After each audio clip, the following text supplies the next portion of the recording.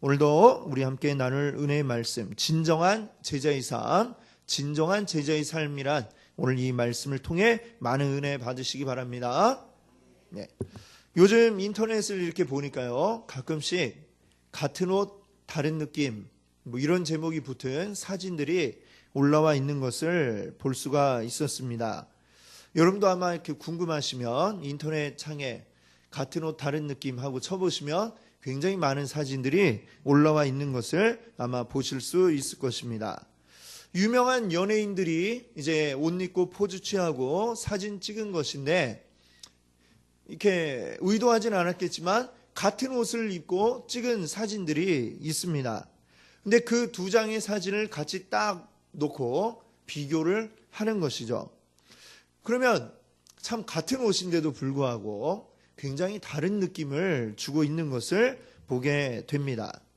같은 옷인데 또 이렇게 뭐 다들 잘난 그렇게 훌륭한 연예인들인데도 불구하고 보면은 옷이 잘 어울리는 사람이 있는가 하면 같은 옷인데도 왠지 잘 어울리지 않는 그런 사람들도 또 있는 것을 봅니다.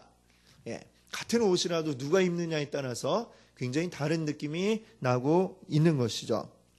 우리가 쓰는 말도 그렇습니다. 같은 말인데 전혀 다르게 사용을 할 수가 있습니다. 제가 이제 대학교 때 제가 철학과를 다녔는데요. 1학년 때 이제 처음 대학에 가서 첫 수업 이제 듣는데요. 그 1학년 때 이제 반드시 들어야 되는 전공 기초 과목이 있었습니다. 난생 처음 이제 대학 수업에 딱 들어와서 듣는데 갑자기 교수님이 딱 말씀하시기를, 우리가 이 한 학기에 할 교재는 이거다 하면서 딱 보이시는데 보니까 영어로 돼 있는 책을 내놓으시더라고요. 많이 당황스러워져. 대학이 이런 것인가 하면서 당황하고, 그래갖고 이제 어떻게 해야 됩니까? 근데 이거 안 들을 수도 없는 전공 기초 과목이고 뺄 수도 없고 어쩔 수 없이 이제 들어야만 했습니다. 자, 이제 이거 여기까지만 해도 이제 요즘 말로 멘붕이라고 그러죠. 막 정신을 잃고 영어로 된 걸 어떻게 하나 이렇게 고민을 하고 있는데, 이제 수업을 하고 진행이 되니까 이제 더 큰 멘붕에 빠지게 되었습니다. 자, 그 영어 책인데 철학과 관련된 책인데요. 안 그래도 이제 어려운 영어인데 사실 알고 있는 단어, 쉬운 단어들이 그래도 나올 거 아닙니까? 근데 그것조차도 이 철학에서는 사용하는 뜻이 다르더라고요. 그래서 우리가 영어 단어 사전을 이렇게 딱 찾아보면 1번 뭐 2번 뭐 하고 뜻이 이제 여러 개 나오죠. 근데 이 철학책에는 사용되는 단어들이 보통 한 8번 9번에 가고 철 이렇게 한 다음에 옆에 뭐라고 이렇게 딱 뜻이 적혀 있는 겁니다. 잘 알고 있는 단어도 그러니까 이것도 뭔가 다른 뜻이 있을 거야 하면서 일일이 다 찾아봐야 되고, 그러면 이제 8번 9번에 가서 철하고 이렇게 써있는 그 단어들을 보게 되었습니다. 새로운 또 뜻까지 외워야 되니까 굉장히 힘들었던 그 기억이 지금 이제 또 나고 있는데요. 이렇게 우리가 같은 말을 씀에도 불구하고 전혀 다른 뜻으로 그 같은 말이 사용되어지는 이런 경우들이 우리에게 상당히 많이 있습니다. 영어뿐만 아니라 우리말도 그런 것들을 우리 많은 예들을 찾아볼 수 있는데요. 오늘 본문 가운데도 보니까 같은 말인데 다른 뜻으로 사용하고 있는 이런 예를 찾아볼 수가 있습니다. 자, 오늘 그 문제의 말은 뭐냐면 바로 메시아라고 하는 말이 되겠습니다. 오늘 그 메시아라고 하는 말이 어떻게 다른 느낌으로 사용되고 있는지 우리가 오늘 이 본문 말씀을 통해 한번 살펴보려고 합니다. 이 17절을 보시면은 예수님과 제자들이 갈릴리에서 이제 남쪽에 있는 유다를 향해서 내려가는데, 지금 그 내려가는 길에 가이사랴 빌립보, 오늘 본문에는 빌립보 가이사랴라고 되어 있죠. 이 도시를 지나가게 됩니다. 이 가이사랴 빌립보는 지중해를 끼고 있는 이제 해안에 위치한 그런 도시입니다. 이전에는 이곳이 알렉산더, 그 그리스의 왕이었던 알렉산더가 정복했던 그러한 곳이었고, 그래서 그곳에 판이라고 하는 그 그리스의 신을 이제 위한 신전을 지어놓고 그 도시의 이름을 파네아스라고 이렇게 이름 붙였던 곳이었습니다. 자, 그러다가 이제 로마 시대에 로마의 첫 번째 황제였던 아우구스투스가 이 도시를, 이 유대 지역을 관할하고 있는 헤롯 대왕, 헤롯 대왕은 누구냐면요, 바로 예수님이 태어날 때 왕이었던 사람이 헤롯 대왕이죠. 그래서 예수님이 어디 있는지를 찾다가 못 찾으니까 2살 미만의 아이들을 다 죽였던 그 아주 잔인한 왕이 바로 이 헤롯 대왕인데요. 이 헤롯 대왕에게 아우구스투스가 이 도시를 주었습니다. 자, 자기에게 이렇게 황제가 친히 이 도시를 주니까 얼마나 황공합니까? 너무나도 감사하죠. 그래서 이 도시를 새롭게 확장하고 건물들도 짓고 하면서 이 도시의 이름을 황제에게 아부하기 위해서 황제를 높이는 그런 이름을 지어야 되겠다 해서 가이사랴 빌립보라고 이렇게 짓게 되었습니다. 가이사랴에서 이 가이사가 뭡니까? 바로 로마 황제를 뜻하는 그러한 말인 것입니다. 로마 황제에게 아부하기 위해서 지어진 이 도시, 여기에는 제일 핵심되는 것은 뭐냐면 그 도시 한가운데 있는 신전입니다. 이 신전은 바로 로마 황제를 신으로 모시는 그러한 신전이었던 것이죠. 그리고 아주 화려하게 크게 웅장하게 이 신전을 지었을 뿐만 아니라 새롭게 이 도시를 확장하면서 최신식 건물을 아주 거기에 멋지게 들여놓게 되었습니다. 자, 요즘 말로 한다면 이곳은 굉장한 이제 신도시죠. 우리 바로 옆에 있는 성도 신도시처럼 아주 높고 우람한 그런 건물들이 들어서고 최신식 건물이 들어서고 멋진 공원이 막 들어서 있습니다. 그곳을 딱 지나가면 그냥 볼 때에 우와 하고 감탄사가 나올 수밖에 없는 아주 멋들어진 도시였던 것입니다. 자, 근데 지금 예수님의 제자들은 대부분 어떤 사람들이냐면 갈릴리 어촌마을 출신 사람들입니다. 말하자면 늘 시골에서 거칠게 자라났던 어부들이 대부분이죠. 그들이 이제 지금 이 가이사랴 빌립보를 지나갑니다. 볼 때에 어떻겠습니까? 이 예수님 제자들도 우와 멋지다 하면서 이렇게 감탄을 할 수밖에 없었을 것입니다. 자, 중요한 것은요, 이 가이사랴 빌립보의 그 크고 웅장하고 화려함 뒤에는 무엇이 숨어 있는 것입니까? 이 세상의 주인이 로마 황제라고 하는 그 사상이 그곳에 숨어 있는 것입니다. 로마 황제를 숭상하고 높이고 로마 황제가 이 세상의 주인이다라고 이렇게 이야기하고 있는 곳이 바로 이 가이사랴 빌립보였던 것이죠. 자, 이곳을 온 세상 만물의 주인이신 예수님이 그 제자들과 함께 지나가십니다. 예수님께서 제자들에게 물어보십니다. 사람들이 나를 누구라고 하느냐? 자, 이 세상의 주인이 바로 로마 황제라고 하는 그 가이사랴 빌립보 앞에서 예수님 물어보십니다. 사람들이 나를 누구라고 하디? 물어보시니까 제자들이 대답을 합니다. 예수님을 어떤 사람들은요, 세례 요한이라고도 합니다. 또 어떤 사람들은 엘리야라고도 합니다. 또 어떤 사람은 선지자 중에 하나라고도 합니다. 이렇게 대답을 늘어놓았습니다. 사람들의 생각을 들어보면 예수님을 단순한 랍비로 생각하는 것 같지는 않습니다. 많은 랍비들이 그 시대에도 있었죠. 사람들에게 존경받는 랍비들도 있었지만 그들보다 한 단계 더 높은 하나님의 선지자로 생각을 한다는 것이죠.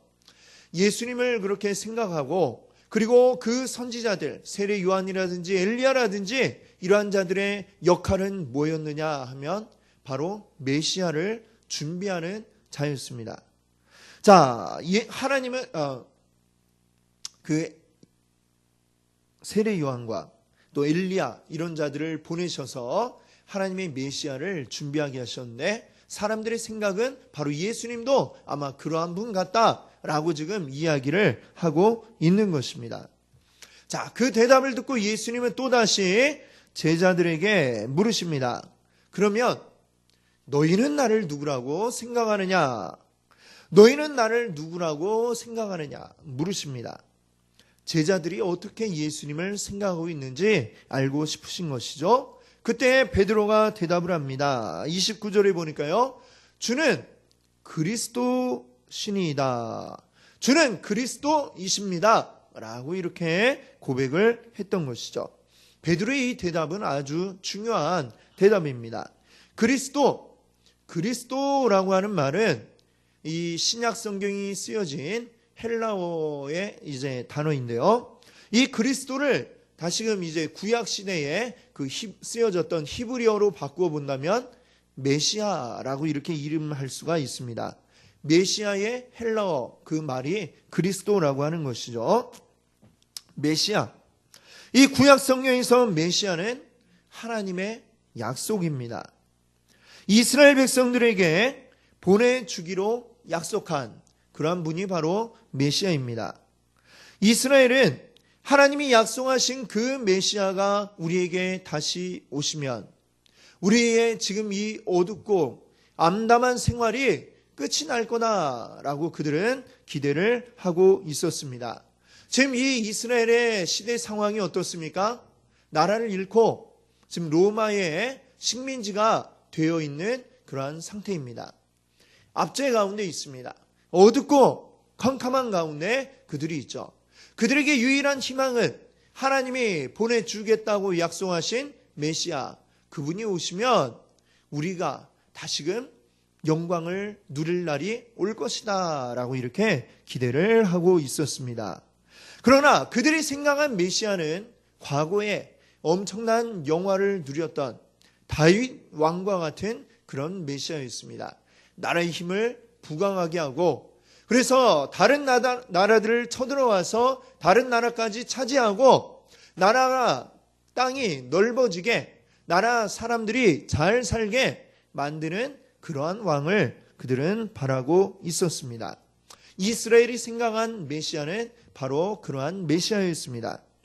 지금 베드로가 주는 그리스도시오라고 이야기할 때에 베드로가 바라는 메시아의 상도 역시 그러한 것과 다르지 않았습니다. 베드로뿐만 아니라 다른 모든 제자들의 마음 가운데에도 예수님은 왕이 되실 분이다 라고 이렇게 생각을 했습니다. 물론 예수님은 왕으로 오셨습니다만 제자들이 생각한 그런 왕이 아니었죠. 이 제자들이 생각한 왕은 정치적인 왕, 강력한 힘을 가진 왕, 그러한 왕이 되셔서 이제 어떻게 하기를 원하시는 겁니까? 예수님이 왕이 되시면 예수님의 제자들은 어떻게 되겠습니까? 예수님 바로 옆에서 그들도 한 자리씩, 자, 누구는 무슨 장관, 누구는 무슨 장관, 뭐 장관 자리가 다 차면 하다못해 뭐 차관이라도 한 자리씩 얻어할 수 있겠다. 이 생각을 가지고 있었던 것이죠. 바로 그 뒤에 마가복음 9장을 보시게 되면 그 33절 이하에 보면요. 이 제자들이 바로 그것을 가지고 싸우는 장면이 나옵니다. 자, 여기 보니까 제자들이 서로 누가 크냐라고 이렇게 싸웠다고 하죠. 이 제자들이 내 키가 180인데 너는 몇이야? 이렇게 싸웠겠습니까? 키 갖고 싸운 게 아니라 누가 더 높은 자리에 올라갈 수 있느냐?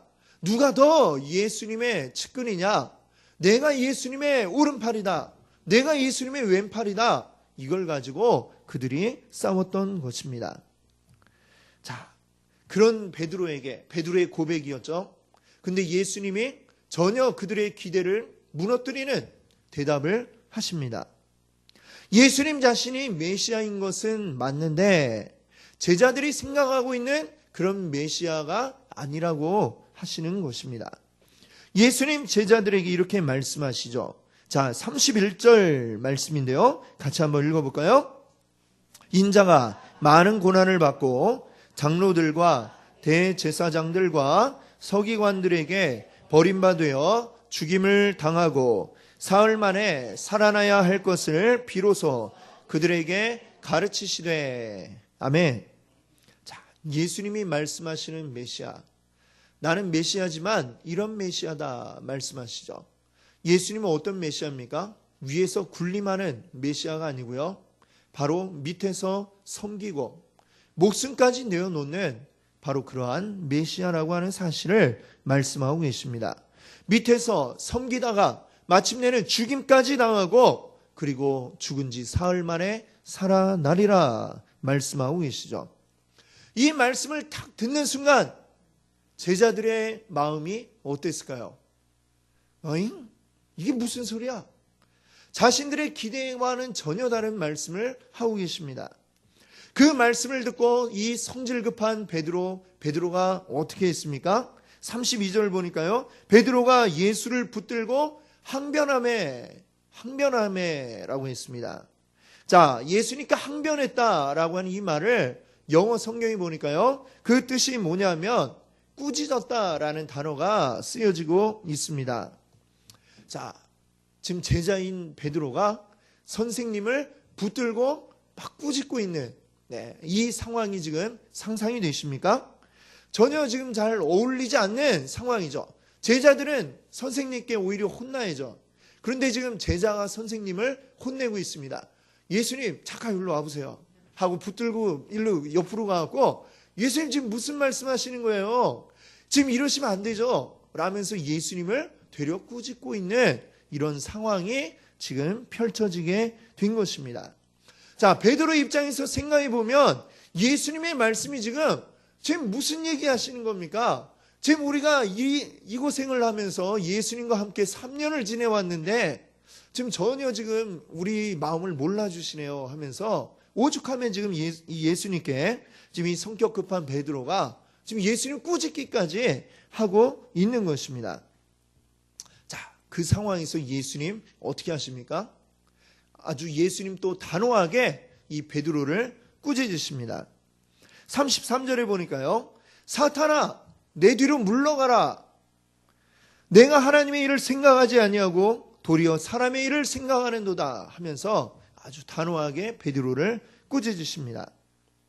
예수님은 이 베드로뿐만이 아니라 지금 다른 제자들도 역시 마찬가지 생각을 하고 있다는 것을 알고 계셨습니다.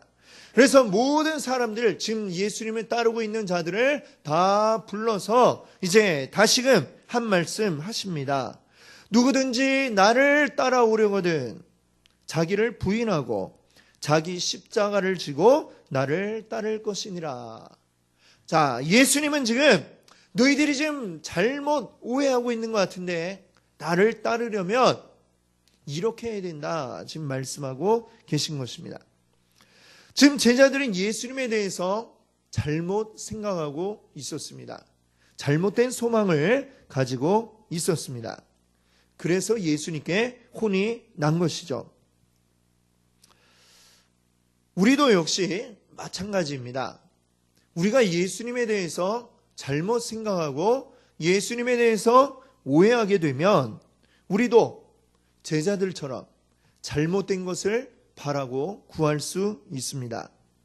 우리도 제자들처럼 예수님 통해서 한 출세하기를, 많은 돈을 벌어보기를, 또는 큰 권력 잡아보기를 소망하며 우리가 바랄 수도 있습니다.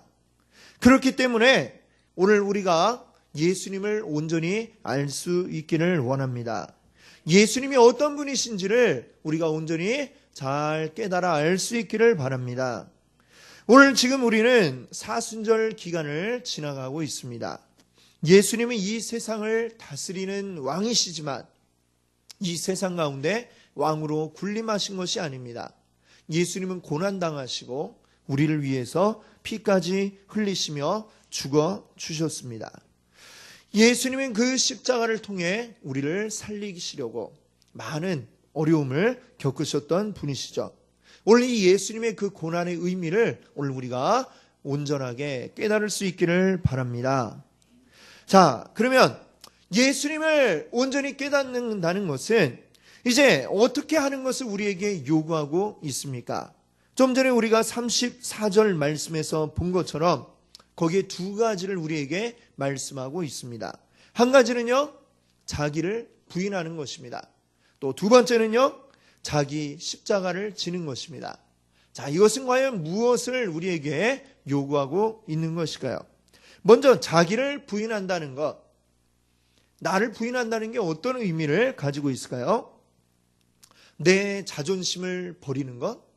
그런 것일까요? 아니면 어떤 금욕주의자들처럼 하고 싶은 욕망을 억누르고 아무것도 하지 않고 그러고 있으면 나를 부인하는 것이 될까요? 성경이 이야기하는 자기를 부인한다는 것, 이것은 무엇을 의미하냐면 성경에서는 나를 온전히 아는 것을, 하나님과의 온전한 관계를 맺는 것을 이야기하고 있습니다. 그렇기 때문에 나를 부인한다라고 하는 것은 하나님과의 바른 관계를 유지하기 위해서 나 중심적인 이러한 생각을 버리는 것을 말하고 있습니다. 예수님이 십자가 지시기 전에 그 전날 밤 겟세마네 동산에 올라가서 기도하실 때에 그 기도 가운데 예수님의 그 기도가 어땠습니까? 예수님도 우리와 똑같은 육신을 가지고 계시기 때문에 십자가에 매달린다는 것, 끔찍한 고통을 당한다는 것, 거기에 대한 두려움이 없을 수 없었을 것입니다. 그래서 예수님이 마가복음 14장 36절을 보면요, 이런 말씀하십니다. 기도에 아빠 아버지여, 아버지께는 모든 것이 가능하오니 이 잔을 내게서 옮기시옵소서. 이 잔을 내게서 옮기시옵소서. 무슨 얘기입니까? 십자가 안 질 수 있으면 좋겠습니다, 이 얘기죠. 그러나 그 기도가 거기서 끝나지 않습니다. 그 다음에 예수님 뭐라고 기도하십니까?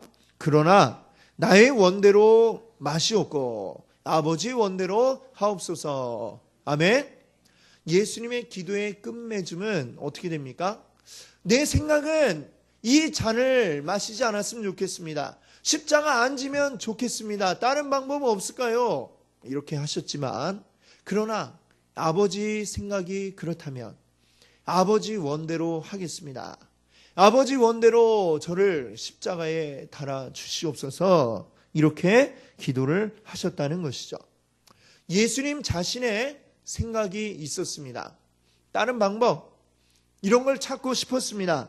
그러나 그렇게 하지 않으시고 하나님의 뜻을 따랐습니다. 그리고 예수님은 십자가를 지셨고 그렇게 우리에게 생명을 주셨고 우리를 구원하셨습니다. 하나님의 생각과 나의 생각이, 하나님의 뜻과 나의 뜻이 충돌할 때에, 그 뜻이 서로 부닥쳐서 다른 의견을 가지고 있을 때에 우리가 어떻게 해야 되는 것입니까? 내 생각을 버리는 것입니다. 하나님 뜻을 따르는 것입니다. 이게 바로 무엇이에요? 자기를 부인하는 것입니다. 아멘. 우리 이렇게 하나님의 뜻을 온전히 따르시는 여러분들 되시길 바랍니다. 자, 두 번째로 자기의 십자가를 진다는 것, 이것은 무엇을 의미하고 있을까요? 여러분, 이 십자가는 지금 이렇게 우리가 교회에 다 십자가를 걸어놓고 심지어는 십자가 목걸이도 하고 우리가 아름답게 생각을 하고 있습니다만, 십자가는 본래 무엇입니까? 사형틀이죠. 사형틀. 사람을 죽이는 데 쓰는 사형틀이었습니다. 그것도 아주 극악무도한 본보기로 죽일 만한 사람을 죽일 때에 쓰는 사형틀이었던 것이죠. 이 끔찍한 형벌을 받는 것을 사람들에게 보여줌으로써 다시는 죄짓지 못하게 사람들에게 각인시키는 효과가 있는 게 바로 이 십자가 형틀이었습니다. 특별히 이 십자가 형벌은요, 그 십자가에 매달릴 사람이 자기가 매달릴 십자가를 짊어지고, 그리고 사람들이 많이 모여있는 시내 중심가를 지나서 처형 장소까지 짊어지고 가게 되어 있었습니다. 예수님도 역시 그렇게 십자가를 지셨죠. 이렇게 십자가를 짊어지고 사람들이 많은 그 도심지를 지나서 처형 장소까지 가는 것은 무엇을 보여주는 겁니까? 이 죄수가 지금 로마에 복종한다라고 하는 사실을 보여주는 것입니다. 그렇게 제 멋대로 날뛰었지만 결국에는 이 죄수도 로마의 권력 앞에 복종할 수밖에 없다라고 하는 것을 보여주는 것입니다. 그 십자가를 짊어지고 고통 가운데 지나감으로써 나는 이 권세에 복종하는 신세입니다. 이렇게 나타내 보여주고 있는 것이죠. 자, 그런 의미에서 우리가 생각해 본다면 십자가를 진다는 것은 무엇입니까? 내가 이전에는 반항했던, 따르려 하지 않았던 그 권위에 내가 굴복하고 복종한다라는 의미를 가지고 있는 것입니다. 자기 십자가를 진다는 것은 우리의 구원자 되시는 하나님의 권세 앞에 우리가 무릎을 꿇고 우리가 복종하는 것입니다. 하나님의 뜻을 온전히 따름을 나타내 보이는 것입니다. 예수님이 그러셨던 것처럼 내 목숨까지도 하나님이 요구하신다면 그 앞에 목숨마저도 내놓을 수 있는 것, 이것이 바로 나의 십자가를 짊어지는 것입니다. 찬송가 323장을 보면 거기 3절에 보면 이런 가사가 있습니다. 존귀 영광 모든 권세 주님 홀로 받으소서. 멸시천대 십자가는 제가 지고 가오리다. 네, 이것이 뭡니까? 이게 바로 자기 십자가를 지는 것인 줄 믿습니다. 아멘. 주님은 영광 받으시고 멸시천대 십자가는 제가 지고 가겠습니다. 자, 이것은 단 한 번 함으로써 끝나는 것이 아닙니다. 우리 살아있는 모든 날들 동안 우리 생이 다하는 그날까지 예수님이 지셨던 그 십자가를 우리가 계속해서 짊어지고 나아가는 것입니다. 주님이 십자가로 이루셨던 그 그리스도의 구속의 사역을 우리가 이어받아서 함께 계속 짊어지고 우리 끝까지 가는 것입니다. 이게 바로 우리의 십자가를 짊어지는 삶인 줄로 믿습니다. 아멘. 자기를 부인하고 자기 십자가를 지고 예수님을 따르는 삶은 우리가 사는 세상의 가치로 보면 별 볼 일 없는 그러한 일로 보일 것입니다. 그러나 예수님은 이렇게 말씀하십니다. 35절입니다. 누구든지 자기 목숨을 구원하고자 하면 잃을 것이요, 누구든지 나와 복음을 위하여 자기 목숨을 잃으면 구원하리라. 아멘. 우리가 만약에 이 세상 가운데서 이 세상을 얻기 위해서 자기를 부인하지 못하고 또 자기 십자가를 지지 못한다면 우리는 이 세상을 얻을지는 모르겠지만 영원한 생명은 잃어버리게 될 것입니다. 38절에 또 이렇게 말씀합니다. 누구든지 이 음란하고 죄 많은 세대에서 나와 내 말을 부끄러워하면 인자도 아버지의 영광으로 거룩한 천사들과 함께 올 때에 그 사람을 부끄러워하리라. 아멘.